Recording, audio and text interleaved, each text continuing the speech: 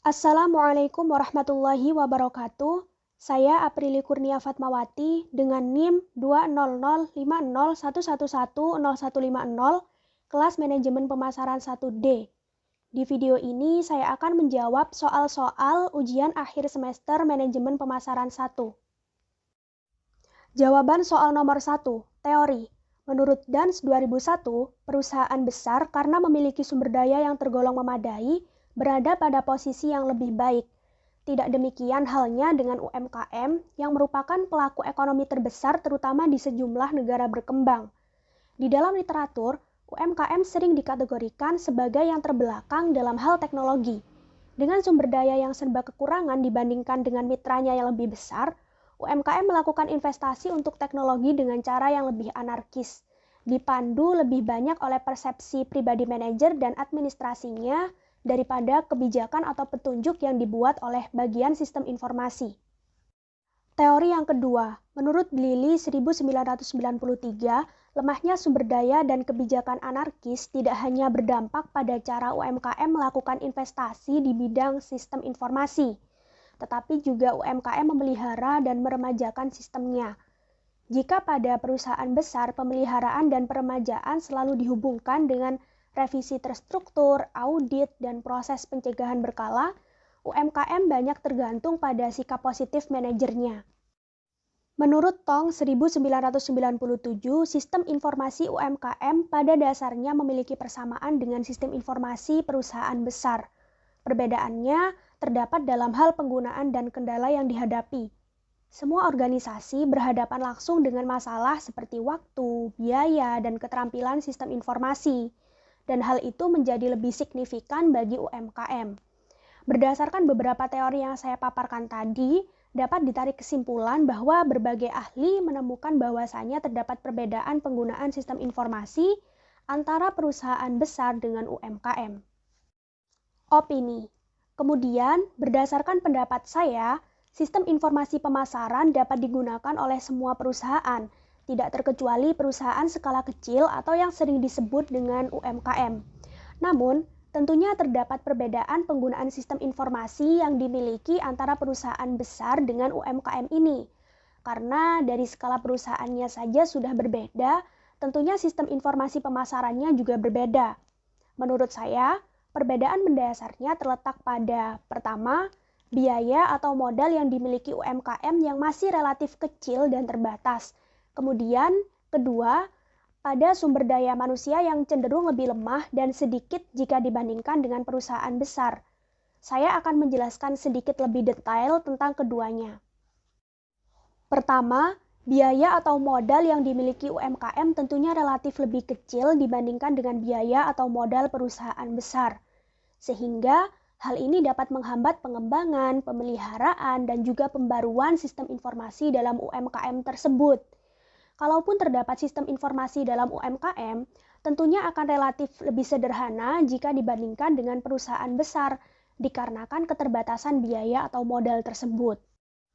Perbedaan yang kedua yaitu sumber daya manusia yang dimiliki UMKM cenderung lebih lemah dan sedikit dibandingkan dengan sumber daya manusia pada perusahaan besar. Biasanya UMKM dikelola oleh orang yang sedikit jumlahnya dan orang-orang tersebut merangkap melakukan berbagai tugas. Jadi tidak bisa fokus mengembangkan skill terkait sistem informasi pemasaran ini. Lain halnya dengan perusahaan besar yang memiliki banyak sumber daya manusia, sehingga terdapat orang yang khusus mengisi di bagian sistem informasi pemasaran perusahaan. Selain itu, keterbatasan sumber daya manusia juga berkaitan dengan keterbatasan modal. Dengan modal yang terbatas, UMKM tidak bisa merekrut orang yang memiliki skill khusus di bagian sistem informasi, juga tidak bisa mengeluarkan banyak biaya untuk pengembangan skill pegawainya di bidang sistem informasi. Jawaban dari soal nomor 2, teori. Dalam buku Manajemen Pemasaran edisi 13 jilid 1 yang dituliskan oleh Philip Kotler dan Kevin Lane Keller, dijelaskan bahwa identifikasi pesaing dapat dilakukan dengan menggunakan pendekatan pasar. Dengan pendekatan pasar, kita mendefinisikan pesaing sebagai perusahaan yang memenuhi kebutuhan pelanggan yang sama. Pendekatan pasar ini artinya melihat segala sesuatu yang ada di dalam pasar, termasuk lingkungan pemasaran dan juga persaingan pasar. Konsep pasar untuk persaingan menunjukkan jumlah pesaing aktual dan potensial yang lebih besar dibandingkan persaingan yang hanya didefinisikan dalam istilah kategori produk. Di dalam bukunya juga dipaparkan bahwa lingkungan pemasaran terbagi menjadi dua, yaitu lingkungan pemasaran mikro dan lingkungan pemasaran makro. Pelaku dari lingkungan mikro terdiri dari 1. Pesaing atau competitors, 2. Pelanggan atau customers, 3. Pemasok atau supplier, 4. Pembuat aturan atau regulators, dan 5. Partner strategi. Pesaing termasuk pelaku lingkungan mikro dalam lingkungan pemasaran. Dalam persaingan pasar, pesaing ini harus dipilih dengan tujuan untuk mengatur strategi dalam bersaing dan untuk mengetahui posisi kita. Opini. Berikut merupakan cara saya dalam mengidentifikasi pesaing usaha. Pertama, berdasarkan lingkungan pemasaran. 1. Lingkungan mikro. Pasar offline. Menganalisis dan mengidentifikasi secara langsung segmentasi pasar pesaing yang meliputi cakupan pelanggan, kemudian mengidentifikasi pemasok yang dipilih pesaing untuk memproduksi produknya, sehingga apabila usaha kita berada dalam satu cakupan yang sama, kita harus mencari ciri khas dari produk kita yang membedakannya dengan produk pesaing. Pasar online menganalisis dan mengidentifikasi melalui sosial media, e-commerce yang digunakan pesaing untuk memasarkan produknya, meliputi identifikasi pelanggan, produk yang dijual, kemudian mengadakan berbagai promo menarik seperti diskon, beli satu gratis satu, giveaway, agar pelanggan dapat tertarik dengan toko online kita. 2. Lingkungan makro. Pada pasar offline, yaitu dengan menelusuri secara langsung lingkungan demografis pesaing, artinya kita menganalisis target pasar pesaing ini di umur berapa, bertempat tinggal di mana, dan ketika sudah mengetahuinya, sebisa mungkin kita menghindari lingkungan demografis target pasar pesaing, atau jika harus sama, maka cari ciri khas dari produk kita yang membedakannya dari pesaing.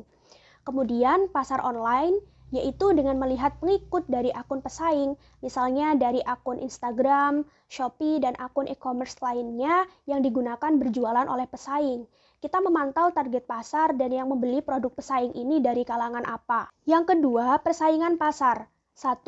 Jenis dari produk yang ditawarkan. Pasar offline mengidentifikasi secara langsung pesaing utama yang terdekat dengan usaha kita dalam segi produk dan area, serta pesaing lainnya yang sekiranya juga berpotensi untuk mengancam posisi perusahaan kita di masa sekarang dan juga di masa yang akan datang. Pasar online mengidentifikasi pesaing melalui sosial media atau e-commerce lainnya yang digunakan oleh mereka sebagai sarana menjual produknya, mulai dari mencari tahu dan analisis produk yang mereka jual, produk tersebut dijual untuk usia berapa sampai berapa. 2. Melihat seberapa besar pasar yang dikuasai atau market share pesaing. Pasar offline mengidentifikasi secara langsung jangkauan pasar pesaing, seberapa besar pasar yang dikuasai oleh pesaing. Pasar online mencari tahu dan mengidentifikasi pasar yang dikuasai pesaing melalui insight, followers pesaing di sosial media dan e-commerce, dan lain sebagainya. Jawaban dari soal nomor 3. Teori. Menurut Philip Kotler dan Gary Armstrong, segmentasi pasar adalah pembagian sebuah pasar menjadi beberapa kelompok pembeli yang berbeda. Adapun tujuan dilakukannya segmentasi pasar yaitu untuk membagi pasar yang heterogen atau berbeda-beda menjadi kelompok pasar yang homogen atau sejenis, di mana setiap kelompoknya bisa ditargetkan untuk memasarkan suatu produk sesuai dengan kebutuhan, keinginan, ataupun karakteristik pembeli yang ada di pasar tersebut. Opini. Menurut saya, membuat segmentasi dan target pasar dalam rangkaian proses manajemen pemasaran itu sangatlah penting, karena keduanya merupakan strategi yang sering digunakan oleh pemasar, dan keduanya juga merupakan satu kesatuan yang tidak bisa dipisahkan. Strategi ini bisa dikatakan sebagai strategi yang terpenting dalam manajemen pemasaran, dan sebenarnya diterapkan atau tidak diterapkan tidak masalah.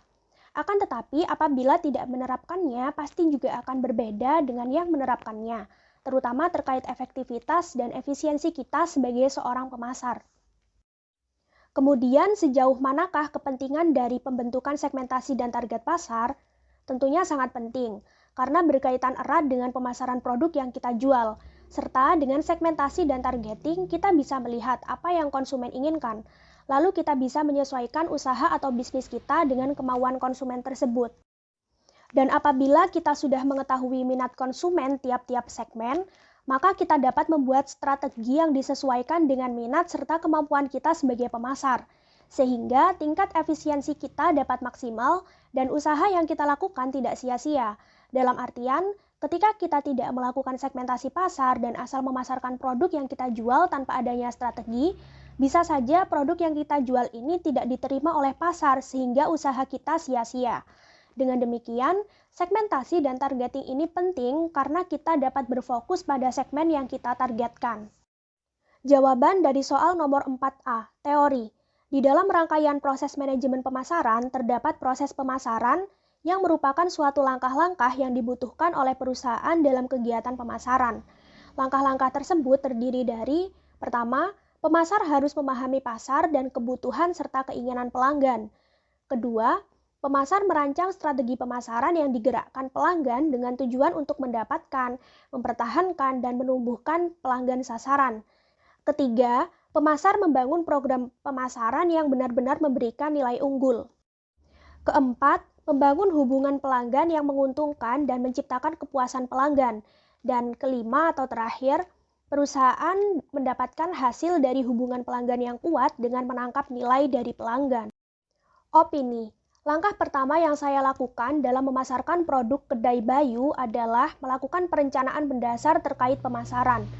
Perencanaan ini sangat luas, meliputi berbagai hal yang berkaitan dengan produk, pelanggan, dan lain sebagainya. Inti atau tujuan yang ingin dicapai dalam langkah ini adalah kita sebagai pemasar dapat memahami pasar sasaran beserta dengan kebutuhan dan keinginan pelanggan. Mengacu pada studi kasus, maka langkah pertama yang akan saya lakukan adalah membuat segmentasi dan targeting untuk menentukan pasar sasaran. Segmen atau target utamanya adalah masyarakat sekitar kedai Bayu, termasuk tetangga-tetangga Bayu. Karena tetangga Bayu sering membeli ayam-ayam milik Bayu dan mereka sudah mengetahui kualitas ayam tersebut. Selain itu, mereka juga mengetahui bahwa makanan yang dijual merupakan masakan Ibu Bayu yang enak dan dinanti-nanti banyak orang.